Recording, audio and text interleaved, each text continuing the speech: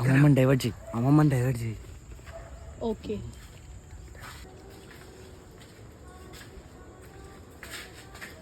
నాని ఇగో WhatsApp లో ఏమో వచ్చింది. ఏమొచ్చింది? ఎవరు?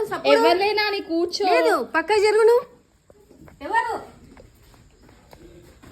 ఎవరు? ఇక్కడ రండి. విష్ణువిని రండి. షాపింగ్ చేసిండ్రా? మళ్ళా చేయొద్దని చెప్పినా కదా మీకు.